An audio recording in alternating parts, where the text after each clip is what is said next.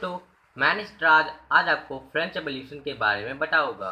पर उससे पहले अगर आपने मेरे चैनल को सब्सक्राइब नहीं किया है तो सब्सक्राइब बटन दबाइए और साथ में बेल आइकन को प्रेस करना मत भूलिएगा। और अंत में अगर आपको मेरी वीडियो पसंद आए तो उसे लाइक करना और शेयर करना मत भूलिएगा। तो चलते हैं हम अपने टॉपिक फ्रेंच रेवोल्यूशन पे।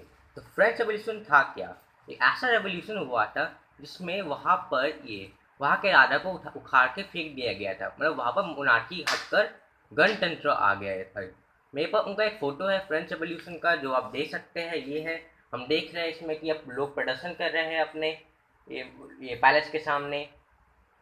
और अब हम चलते हैं कि नेशनलिज्म क्या है। फ्रेंच रेवोल्यूशन पढ़ने से पहले अधिकतर लोगों को पता होना चाहिए कि नेशनलिज्म होता क्या है। नेशनलिज्म का मतलब होता है कि राष्ट्रवाद। राष्ट्रवाद है मतलब कि अपने देश के लिए प्रेम करना, मतलब अपने देश के लिए कुछ भी कर गुजरने का क्षमता रखना। और उससे पहले नेशनलिज्म भी अब ये दो शेप में देखते हैं फिलोसफर्स। जितने फिलोसफर हिस्टोरियंस रह चुके हैं उन सब ने ये राष्ट्रवाद को दो शेप में देखा है। पहला शेप है जहाँ पर फ्रांस में हुआ, जो रशिया में हुआ, कि वहाँ पर उनके जो क्रूर शासक है या जो डिक्टेटर्स है उन्हें उखाड़ के फेंक दिया गया और वहाँ पर गणतंत्र स्थापित हुआ और लोगों की सरकार बनी। और दूसरा से जो अमेरिका में हुआ, जो इंडिया में और जो अन्य देशों में हुआ, जहाँ पर फॉरेन पावर जो है उन्हें हटा के वहाँ की जनता की सरकार आई। तो हम चलते हैं फ्रेंच रेवोल्यूशन पे। तो मैं आपको बता देता हूँ फ्रेंच रेवोल्यूशन जो हुआ वो कब हुआ। ये हुआ था 1789 एडी से 1799 एडी तक। उसके वक्त के राजा फ्रांस में थे, उनका नाम था लुई 16। मैं आपको लुई 16 का एक फ़ोटो दिखा देता हूँ। लुई 16 जो है, ये है उनका फ़ोटो लुई 16 का। आप, आपको ये है उनका फ़ोटो। ये पूरे चाहिए इस लेसन में आपको जो हेल्प मिलेगा, इनका नाम आपको आएगा, मिलेगा ही मिलेगा, लुई 16 का। और क्या हुआ कि लुई 16 और उस वक्त की क्वीन का नाम था मैरी एंटोनिएटे। और ये मैरी एंटोनिएटे का फोटो जो मैं है ये आप देख सकते हैं, मैरी एंटोनिएटे का। तो ऑस्ट्रिया से थी ये। तो उसको हुआ क्या था, ये शुरुआत कैसे हुआ इसके इसके बहुत कारण हैं, बहुत तरीकों से जिन्हें कारण में बांटा गया है। तो उससे पहले पॉलिटिकल तरीकों से दिखा रहा हूँ। पॉलिटिकल तरीके क्या थे इनके? पॉलिटिकल तरीके जो है, ये पॉलिटिकल में हुआ था कि जो गवर्नमेंट से रिलेटेड जो नाकामियाँ थी गवर्नमेंट क्या थी वहाँ की, जो थी एकदम यहाँ पर राजतंत्र चलता था। वहाँ का राजा एक तरीके से एकदम जो उसका मन करता था वो वहाँ पर लगाता था। मतलब कि वहाँ पर ये करप्शन बहुत हाई हो गया था अपर लोगों में। वहाँ पर ये बहुत ज़्यादा ये लोग अनपॉपुलर हो गए थे वहाँ के राजा सब। और फिर ये बहुत सारे लोग तो लुई 16 को बहुत निकम्मा बोलते हैं, पर लुई 16 से पहले ही इसका शुरुआत हो चुका था। मतलब क्या हुआ कि इनके जो परदादा थे, जो कि 100 साल पहले शासन कर रहे थे, लुई 14, उनके वक्त ही का टैक्सेशन का शुरुआत हुआ था। मतलब इनसे पहले वो बहुत युद्ध लड़ चुके थे। बहुत महान शासकों में लुई 14 का गिनना होता है।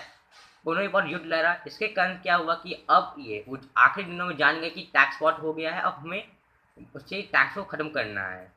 उन्होंने लुई 15 जो उनके बेटे थे उन्हें समझाया कि अब आपको अगर रेवोल्यूशन से बचाना है तो हमें अब आपको ये लड़ाई में नहीं जाना है, आपको पहले लोगों के काम करना और टैक्स को घटाना है। तो लुई 15 जो थे बहुत ज़्यादा असक्षम व्यक्ति थे। इसलिए ये उन्होंने क्या किया कि अब ये माना नहीं उनकी बात, और कुछ लोग बारी सजेशन जो दिया गया उन्हें वो भूल गए और अपने अनुसार शासन किए। और इन्होंने बहुत युद्ध लड़े, जैसे 7 ईयर वार हुआ 1757 से 1763 तक। और इंग्लैंड के युद्ध हुए, इंडिया में उन्होंने युद्ध किया। तो इसके कारण पर टैक्स चढ़ गया। और वो अंत के दिन में जान गए कि अब रेवोल्यूशन तो होगा ही। हाँ, उनके बाद आए लुई 16। मैं इनका फोटो दिखा चुका हूँ पहले भी। 20 साल की उम्र में वो शासक बने थे 1774 में। ये असक्षम थे, ये चाहते थे जनता के लिए काम करना, पर जो हो नहीं सका। और फिर ये इनकी जो और एकदम पेरिस में रहते नहीं थे। मतलब कि उनका पैलेस था, वो पैलेस वो लोग के बीच नहीं था, वो तो अलग था, पेरिस से 15 किलोमीटर दूर था। मतलब वो लोगों के बीच कभी घुले मिले नहीं, वो लोगों की परेशानियाँ इन्होंने कभी जाना नहीं और कोशिश भी नहीं किया। और मैरी एंटोनिएटी भी बहुत अनपॉपुलर थी, लोगों से कभी फ्रेंच का माने नहीं, फ्रांस का। और उसके बाद ये एक किस्सा है कि एक बार लोग रोटी रोटी का नारा लगा रहे थे क्योंकि इन्हें खाना नहीं मिल पा रहा था ठीक से, ब्रेड चाहिए था उन्हें खाने के लिए। तो ये अपने सर्वेंट से वो पूछती है, तो बोलते हैं कि इन्हें रोटी चाहिए। तो बोलते हैं कि ये रोटी नहीं है इनके पास, तो आप इन्हें ये केक दे दीजिए, केक खाने बोल दीजिए। वो ये भी नहीं जानती थी कि केक जो है वो और ज़्यादा महंगा मिलेगा। इस तरीके से थे, मतलब वो प्रॉब्लम भी नहीं जान रही थी रियल लाइफ कि किस तरीके से चीज़ें चलते हैं। अब सोशल काउजेस क्या थे, मतलब कि सोशल काउजेस ये इम्पॉर्टेंट फैक्टर बहुत ज़्यादा है। मतलब कि इसमें वहाँ की इनइक्वालिटी बहुत चल रहा था, मेरिट पे किसी को नहीं मिल रहा था वहाँ पर प्रमोशंस। और वहाँ पर एक मेनली 3 स्टेट में बाँटा गया, स्टेट होता है एक कास्ट, 3 कास्ट में बाँटा गया। और ये 3 कास्ट जो थे वो 3 कास्ट थे। पहला कास्ट था ये कैटेगरी, कैटेगरी मतलब वो पादरी जो चर्च के ऑफिशियल है वो, मतलब। और दूसरा था नोबिलिटी, तो नोबल्स है जो वो। और तीसरा जो उसके अलावा नोबल्स और कैटेगरी के अलावा तीसरे वाले, शुरुआत के 2 जो है वो बहुत अमीर और बहुत अच्छी लाइफ जीते थे, पर उन्हें टैक्सेशन नहीं होना था, उन्हें टैक्स नहीं मिलना था, उन्हें टैक्स पे लगेगा नहीं। और आखिरी वालों पे टैक्स लगेगा। इसके कारण क्या हो कि टैक्स बढ़ते गए और तीसरा स्टेट पे बहुत ज़्यादा प्रेशर आते ही गया। और अब इसके कारण क्या हुआ कि अब ये बहुत ज़्यादा दब चुके थे सोशली। और ये अब एक ऐसा गाना शुरू हो गया कि जो कैटेगरी है वो पे करते हैं, नोबल्स लड़ते हैं, और जो तीसरे लोग हैं वो बस पे करते हैं। और फार्मर जो है वो भी उनकी चीज वो हमेशा लैंडलॉर्ड्स को ये, और जो अमीर लोग हैं जो उनका खाना ले जाते थे उन्हें दुश्मन के तरीकों से देखते थे। अब आते हैं ये फिलोसफर्स के विचारों पे, फिलोसफरी क्या कारण था। हम जानते हैं यूरोप में तब तक इनलाइटमेंट शुरू हो चुका था। इनलाइटमेंट क्या होता है कि अब जो फिलोसफर्स है वो, जो एजुकेटर्स है वो ये सब क्वेश्चनिंग करने लगे थे राजा पे, बाकी राजा होते कौन है, चाहे वो कहीं कोई भी देश के हो। क्योंकि 90% राजाओं ने ये बोला है कि वो भगवान के रूप है, उन्हें भगवान ने बोला है राज करने के लिए, पर ये है कौन भगवान कि जो बोल रहे हैं। फिलोसफर क्वेश्चन करेगी कौन भगवान है कि जो इन्हें बोलते हैं कि लोगों की सरकार ना आए और ये हमें मन मुताबिक कुछ लोग हम पे राज करे, ये कौन है ये। उन्हें क्वेश्चनिंग कर रहे थे फिलोसफर्स। उसके बाद और ये फिलोसफर जो है अलग अलग पैम्पलेट्स बुक्स छाप रहे थे कि क्या है अभी हम ये क्या नाकामियां हैं सरकार की, मतलब लोगों को बताया था कि नाकामियां क्या है सरकार की, क्या सरकार गलत कर रही है। मैं वो एक तरीके से मोनार्की को हटाने में पूरा जोर डाल रहे थे। बहुत से फिलोसफर्स है जैसे कि ये रोस्यू है, वॉल्टेयर है, मॉन्टेस्क्यू है। फिर रॉबिस्पियर का एक फोटो ये है, रॉबिस्पियर भी थे बहुत बड़े का, ये बहुत बड़े फिलोसफर। मेरेबो है, अब ऐसी ये है। तो अब हम चलते हैं इकोनॉमिकली क्या काउजेस थे। इकोनॉमिकली मेन रीजन इकोनॉमिक को बोल सकते हैं कि मेन हुआ टैक्सेशन के कारण। हम जानते हैं, मैं बोला हो कि इकोनॉमिकली दिलवालिया हो चुका है, मतलब कि अब पैसा नहीं बचा है फ्रांस में। फ्रांस लगभग उस जमाने में यूरोप के हर देश से भारी भरकम लोन ले चुका है। और ये और जो आम जनता है वो बहुत बुरी तरह टैक्स में फंस चुका है। इसके कारण क्या हो रहा है कि अब आधी इकोनॉमी तो टैक्स चुकाने में ही जा रही है फ्रांस की। ऐसा हाल हो गया है वहाँ की जनता का। और अब क्या हुआ कि अब जो मिनिस्टर को अपॉइंट करते हैं, ये 2 मिनिस्टर्स को, ये लुई 16, जिससे कि ये उनकी इकोनॉमी जो है सुधर जाए। पहले के मिनिस्टर जो थे वो थे तरगॉट। तरगॉट को हटाया गया, कारण था तरगॉट ने क्वेश्चन नहीं किया कि उन्होंने लेटर लिखा अगर हमें बचना है तो हमें पहले तो ओपन ट्रेड करना है, दूसरे देशों से मत, थोड़ा हमें इन्वेस्टर्स को थोड़ा और अट्रैक्ट करने के लिए थोड़ा टैक्सेशन कम करना है और फ्री ट्रेड कर देना है हमें। और दूसरा जिसके कारण उन्हें हटा दिया गया वो था कि जो अपर क्लासेस है वो टैक्स पे करे। ये बहुत बड़ा क्वेश्चनिंग था। अपर टैक्सेस अगर वो बोलने लगे अपर क्लासेस वाले कि अगर हम टैक्स पे करेंगे तो हमारा क्या फ़ायदा है कि अगर ऊँचे कास्ट में जन्मे। तो अब हम चलते हैं अब ये नेकर ने को क्यों हटाया गया। नेकर आए, नेकर जानते थे कि अब ये तरगोट जो चाहता है तो मैं डायरेक्टली उन्हें हटा टैक्सेशन का लेटर नहीं ले सकता हूँ मैं राजा को कि अब अपर क्लास में भी कुछ कुछ लोगों को टैक्स करिए। तो उन्होंने पहले क्या किया, उन्होंने बैंकिंग सिस्टम पूरा बदल लिया फ्रांस में, बैंकिंग सिस्टम। दूसरा इन्होंने एक आखिरी लोन लिया 40 करोड़ फ्रैंक का, और उन्होंने ये किया कि हम और लोन नहीं लेंगे, अब हम बैंकिंग सिस्टम बदल दिए हैं और कोई अब पैसा खर्च नहीं करेगा अपने अनुसार। पर मैरी एंटोनिएटे जो है और वो पूरा पैसा खर्च कर रही है और उनके सामान लोग पूरा खर्च कर रहे हैं। वो लिख रहे हैं राजा को कि आप खर्च मत करिए पैसा को, आप खर्च मत करिए, पर वो मान नहीं रहे। वो अंत में उन्हें इस्तीफा देना पड़ रहा है। लुई सिस्टम इतने असक्षम थे कि उनके बारे में कुछ कुछ लोग ये लिख रहे हैं कि ये भार मानते थे कि इन्हें राजा सत्ता जो है भार है, रिजाइन भी नहीं कर सकता है ये अपने पद से। जब नेकर इनके यहाँ आ रहे थे इस्तीफा पत्र दे रहे थे तो वो बोल रहे थे तुम बहुत लकी हो कि तुम रिजाइन कर सकते हो, पर मैं लकी नहीं हूँ, ये बोल रहे थे। हम आते हैं कि इमीडिएट क्या काउज क्या था। हम अब तक देख चुके हैं कि कितने सारे अब तक काउजेज है हमारे पास, और गोला बारूद तैयार हो चुके हैं कि फ्रेंच रेवोल्यूशन के। अब बस है कि एक बस माचिस का टिल चाहिए जिससे कि ब्लास्ट हो जाए और रेवोल्यूशन शुरू हो जाए। कुछ ऐसा हुआ तब जब नेकर को हटा के कैलिन को बनाया गया मिनिस्टर। ये भी बहुत कैपेबल थे, और इन्होंने बोला कि अगर हमें ये रेवोल्यूशन से बचना है तो हमें आपको स्टेट जनरल मीटिंग करना पड़ेगा। ये स्टेट जनरल मीटिंग क्या था? ये इससे पहले भी 125 साल पहले हो चुका है, जो लुई 13 थे वहाँ के शासक। इसमें क्या होता है कि ना, हाँ, तीनों के तीनों स्टेट से अलग अलग जगह के रिप्रेजेंटेटर्स आएंगे, वहाँ बैठेंगे असेंबली में, और वहाँ पर सबके जो आम जनता के सवालों को लेके आएंगे और कॉम्प्रोमाइज़ करेगी कैसे कैसे हम अब हमें बचने के लिए क्या क्या करना पड़ेगा। पर क्या हुआ कि अब ये शुरुआत में लुईस हिस्टिंग्स ये माने नहीं, पर अंत में वो मान गए कि हम स्टेट जनरल मीटिंग कर रहे हैं। उसमें क्या हुआ कि अब उन्होंने एक और लेटर उन्हें बोला कैलिन ने कि हम जानते हैं कि 95% पॉपुलेशन थर्ड स्टेट वाले हैं, 5% वाले शुरुआत के दो अपर वाले। इसी कारण उन्हें दुगने लोगों को आने दीजिए ये थर्ड स्टेट से, इसे मान लिए वो। और अब वो आते हैं, पर इन इक्वालिटी पहले से सभा में चल रहा था, मतलब कि पहले ही आगे बैठने दिया जाता था ये नोबल्स और ये पादरी वालों को, पीछे बैठने दिया जाता था ये पूरे थर्ड स्टेट वालों को, उन्हें पीछे वहाँ पर रहने नहीं दिया जाता था जो वो आए थे। अब एक इतिहासकार ने लिखा है कि एक एवरेज पे कि कितने लोग आए हैं यहाँ पर, ये टैक्स कितने लोग, कौन कौन लोग आए थे यहाँ पर मीटिंग अटेंड करने।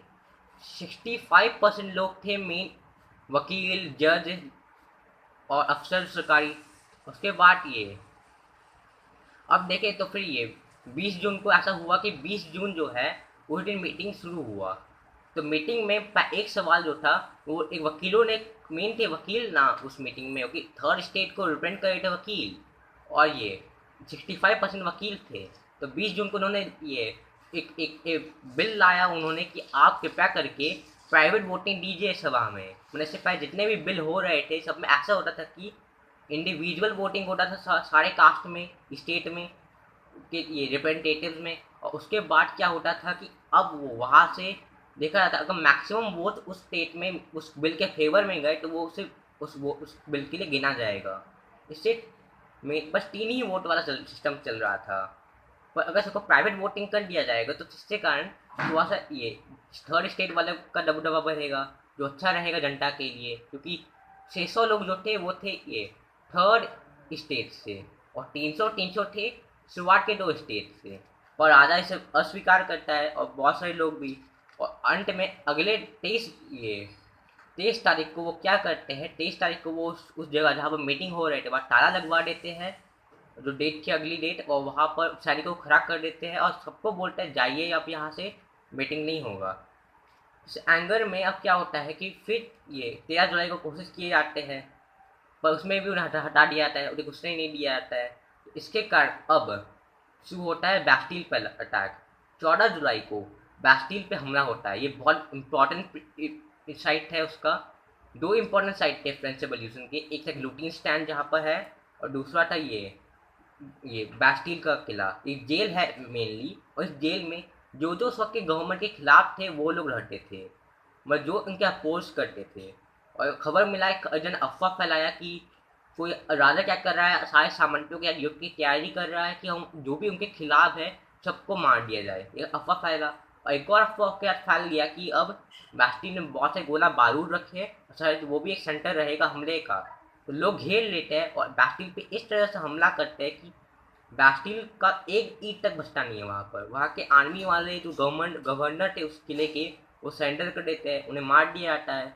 और पता चलता है कि वहाँ पर बस 5-6 ही प्रिजनर्स है, पर बड़े बड़े प्रिजनर्स थे वो। और वहाँ पर उनका आज एक ईंट तक बचा नहीं है बैस्टिल में। अब क्या होता है, धीरे धीरे शुरू हो जाता है। अब राजा जो है कब जान गया राजा कि अब देर हो चुका है, अब मैं कुछ में नहीं कर सकता हूँ, रेवोल्यूशन स्टार्ट हो चुका है। तो अब धीरे धीरे वहाँ पर सरकारें बनना शुरू हुई, मतलब रिपब्लिक बनना शुरू हुआ। अब वापस स्टेट जनरल मीटिंग शुरू करना पड़ा मजबूरी में भी उन्हें। तो अब क्या हुआ कि उन्होंने रखा कि अब मोनार्की नहीं रहेगा, अब रहेगा कॉन्स्टिट्यूशन। पर कुछ लोग मान रहे थे कि कॉन्स्टिट्यूशन मोनार्की रहे, जैसे इंग्लैंड में तब चल रहा है कि राजा भी रहे और कॉन्स्टिट्यूशन भी रहे, जैसे भूटान में है अभी। पर ये लोग माने नहीं। अंत में उन्होंने बोला कि अब से ये रिपब्लिक बन जाएगा। राजा कुछ चीज़ कोशिश करता है कि हम भाग रहे हैं, अब हम और नहीं रहेंगे यहाँ पर, हमें भागना है, हम रुक नहीं सकते हैं।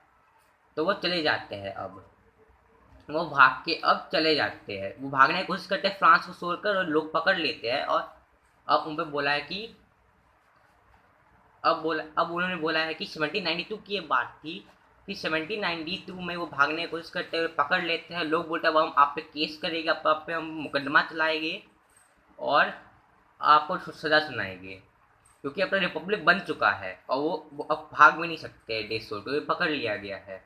तो अब क्या होता है, उन पर केस मुकदमा शुरू होता है।